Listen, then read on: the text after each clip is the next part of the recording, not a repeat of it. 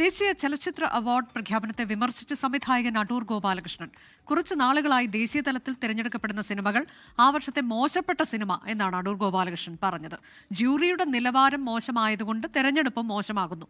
ഇല്ലെങ്കിൽ ദേശീയ അവാർഡ് എന്ന സമ്പ്രദായം തന്നെ വേണ്ടെന്ന് വെക്കണമെന്നും അടൂർ ഗോപാലകൃഷ്ണൻ പറഞ്ഞതിലേക്ക്. കുറച്ചു കാലമായിട്ട് ആ കൊല്ലത്തെ ഏറ്റവും മോശപ്പെട്ട പടങ്ങൾക്കാണ് അവാർഡ് കൊടുത്തുകൊണ്ടിരിക്കുന്നത്. അതെങ്ങനെ സംഭവിക്കുന്നുള്ളത് അന്വേഷിക്കേണ്ടതാണ്. ഒന്നുകിലേയും നാഷണൽ അവാർഡ് എന്നൊക്കെ പറയുന്ന സിസ്റ്റമൊക്കെ വേണ്ടെന്ന് വയ്ക്കണം. ജൂറിയുടെ ക്വാളിറ്റി മോശമാണെന്നുണ്ടെങ്കിൽ അങ്ങനെ ക്വാളിറ്റി മോശമായിട്ടുള്ള പടത്തിനായിരിക്കും അവർ അവാർഡ് കൊടുക്കുന്നത്.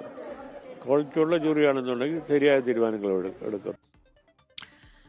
മേഘന മുരളി വിശദാംശങ്ങളുമായി. മേഘന, കഴിഞ്ഞ ദിവസമാണ് ബാലചന്ദ്ര മേനോൻ 1997 സമാന്തരങ്ങൾ എന്ന സിനിമ അതെങ്ങനെയാണ് അവഗണിക്കപ്പെട്ടത് എന്നൊക്കെയുള്ള കാര്യങ്ങൾ വിശദമായി തന്നെ പറഞ്ഞത്. ഇപ്പോൾ ഒരു പടി കൂടി കടന്ന് അടൂർ ഗോപാലകൃഷ്ണൻ പറഞ്ഞിരിക്കുകയാണ്, ഒരു നിലവാരവുമില്ലാത്ത ജൂറി, അതുകൊണ്ട് തിരഞ്ഞെടുക്കപ്പെടുന്നത് മുഴുവൻ നിലവാരമില്ലാത്ത സൃഷ്ടികളുമാണ് എന്ന്. വിവരങ്ങൾ.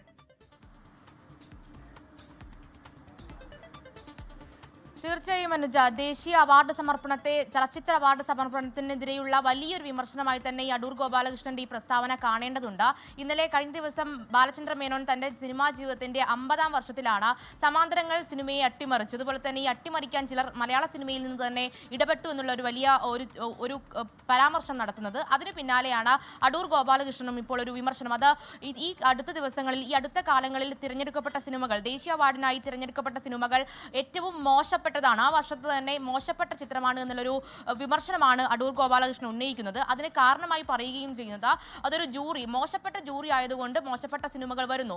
ക്വാളിറ്റിയെ പ്രോത്സാഹിപ്പിക്കാനും അല്ലെങ്കിൽ സിനിമയുടെ നിലവാരത്തെ പ്രോത്സാഹിപ്പിക്കാനായിട്ടാണ് ഈ അവാർഡുകൾ പ്രഖ്യാപിക്കുന്നത്. പക്ഷേ ഇപ്പോൾ ക്വാളിറ്റി ഇല്ലായ്മയെ പ്രോത്സാഹിപ്പിക്കുന്നതിന് വേണ്ടിയാണ് അവാർഡുകൾ പ്രഖ്യാപിക്കുന്നത് എന്നുള്ളതാണ് അടൂർ ഗോപാലകൃഷ്ണൻ പറയുന്നത്. അതുപോലെ തന്നെ ഇപ്പോൾ ഈ അടുത്തിടെയായി ജൂറിയുടെ നിലവാരം വളരെ മോശമാണ്. അതുകൊണ്ട് തന്നെയാണ് ഈ ദേശീയ അവാർഡ് പ്രഖ്യാപനവും മോശപ്പെട്ട രീതിയിലേക്ക് പോകുന്നത് എന്നുള്ളതാണ്. ഇങ്ങനെയാണെങ്കിൽ ഈ അവാർഡ് പ്രഖ്യാപന സമ്പ്രദായം അല്ലെങ്കിൽ ദേശീയ അവാർഡ് എന്നുള്ളൊരു സമ്പ്രദായം തന്നെ ഒഴിവാക്കണം എന്നുള്ള കാര്യം കൂടി അടൂർ ഗോപാലകൃഷ്ണൻ പറയുന്നുണ്ട്.